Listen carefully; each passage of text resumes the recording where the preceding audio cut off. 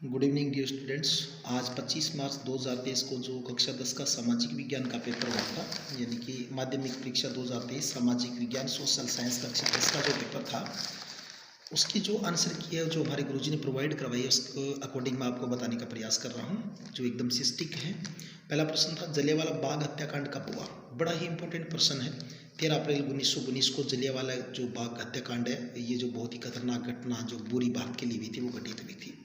महात्मा गांधी ने कौन से गोलमेज सम्मेलन में भाग लिया था? महात्मा गांधी ने दूसरे गोलमेज सम्मेलन में भाग लिया था। प्रसिद्ध ब्रेटन वुड्स नामक स्थान किस देश में है? बड़ा ही अच्छा प्रश्न था। ये स्थान है वो अमेरिका में है। हमारे 3 प्रश्न के बाद चौथा प्रश्न कहता है, चौथे प्रश्न पर अगर मैं चर्चा करना चाहूँ, निम्न में से किसी एक नए युग का पहला प्रतीक कहा गया? यह है कपास। पटसन व पटसन निर्मित सामान का सबसे बड़ा उत्पादक देश कौन सा है? भारत है। किस देश में सत्ता का बंटवारा सामाजिक समूहों में होने पर सामाजिक सरकार दिखाई देती है?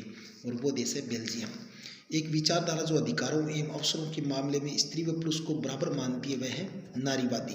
यानी कि ये जो प्रश्न है ये हर कम्पिटिटिव एग्जाम के लिए भी बड़े इंपॉर्टेंट हैं, और जो कक्षा 10 के जो विद्यार्थी थे उनको मैं उनकी जो परेशानियाँ हैं, उनको जो कन्फ्यूजन दूर करने का मैं प्रयास कर रहा हूँ। सेवन पार्टी अलायंस का संबंध किस देश से रहा है? वो रहा है नेपाल से। प्रश्न नंबर 9 जो है, बाजार में उपभोक्ता के लिए नियमों और विनियमों की आवश्यकता होती है उपभोक्ता की सुरक्षा के लिए। भारत में इसके द्वारा करेंसी नोट जारी किए जाते हैं। बहुत इंपॉर्टेंट प्रश्न। रिजर्व बैंक ऑफ इंडिया है वो करेंसी नोट जारी करता है। कौन सा प्रगलन उद्योग भारत में दूसरा सर्वाधिक महत्वपूर्ण धातु शोधन उद्योग है? वो है एल्यूमिनियम प्रगलन। निम्न में से कौन सी कंपनी एक से अधिक देशों में उत्पादन में नियंत्रण अथवा स्वामित्व रखती है? बहुराष्ट्रीय कंपनी। चलिए नेक्स्ट प्रश्न की बात करते हैं। जो प्रश्न थे वो इतने हार्ड नहीं थे, इजी थे, लेकिन 10th क्लास के बच्चों के लिए तो डिफिकल्टी आते हैं। प्रथम महायुद्ध के रूप में प्रथम महायुद्ध मुख्य रूप से कौन सी महाद्वीप में लड़ा गया? यूरोप महाद्वीप में लड़ा गया था। प्रथम जो युद्ध है वो मुख्य रूप से यूरोप महाद्वीप इसमें इंक्लूड था।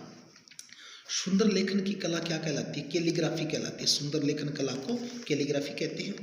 सन में श्रीलंका का स्वतंत्र राष्ट्र बना। प्रश्न कहता है कि श्रीलंका स्वतंत्र राष्ट्र कब बना? 1948 में बना। यूएनडीपी द्वारा प्रकाशित मानव विकास रिपोर्ट देशों की तुलना शैक्षिक स्तर, स्वास्थ्य की स्थिति और प्रति व्यक्ति आय के आधार पर करती है। ये एक डेफिनेशन थी जिसको तोड़ मरोड़ कर पेश किया गया था, हमें इसको कंप्लीट करना था।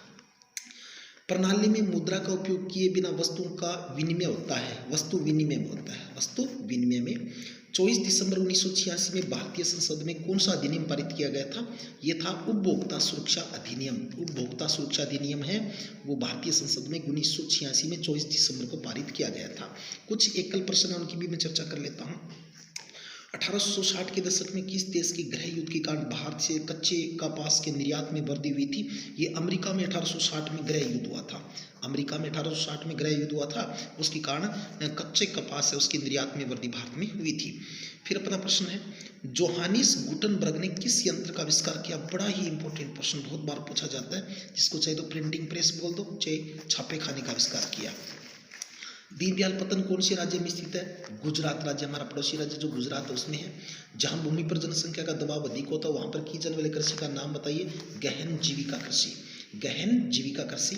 नेक्स्ट प्रश्न था, समरूप समाज किन देशों में पाया जाता है? कोई 2 नाम बताइए। समरूप समाज जो विकसित राष्ट्रों में पाया जाता है, और जो 2 विकसित राष्ट्रों के नाम है जर्मनी और स्वीडन। सामाजिक विभाजन अधिकांशतः किस पर आधारित होता है? ये जन्म पर आधारित होता है। बोलीविया के जल युद्ध का नेतृत्व किस संस्था ने किया था? बोलीविया की एक संस्था है डेफेकोर। बोलीविया की एक संस्था है डेफेकोर, और उसके द्वारा ये जो है इसका नेतृत्व किया गया था। चलिए नेक्स्ट में थोड़ी मानचित्र की बात करता हूँ। मानचित्र की अपन बात करें तो जो केंद्रमुख जगह है वो कर्नाटका में पड़ती है। चित्रदुर्ग है वो कर्नाटका में पड़ता है। रत्नागिरी महाराष्ट्र में है, और गोवा छोटा सा राज्य है। अगर इनकी अपन बात करें, जो बल्लारी है, बल्लारी और चिक्कमंगलुरु ये कर्नाटका में है। कहाँ है? कर्नाटका में। और बेलाडिला की बात करें और मयूरभंज की बात करें, जो मयूरभंज है वो उड़ीसा में है। कौन से राज्य में है? उड़ीसा में है। और बेलाडिला की बात करें तो बेलाडिला छत्तीसगढ़ में पड़ता है। कहाँ पड़ता है? छत्तीसगढ़ में। तो ये मानचित्र के जो 18वें प्रश्न आए थे, तो इस प्रकार कुल मिलाकर सामाजिक का जो पेपर था वो एकदम से कॉमन लेवल था, यानी कि न इसको अपन हार्ड कह सकते न अपनी इजी कह सकते, सो था। तो ये थी आपकी सामाजिक की विज्ञान के पेपर के आंसर की। नेक्स्ट फिर मिलेंगे कभी नेक्स्ट पेपर के साथ। तब तक जय हिंद, जय भारत, जय माँ भारती।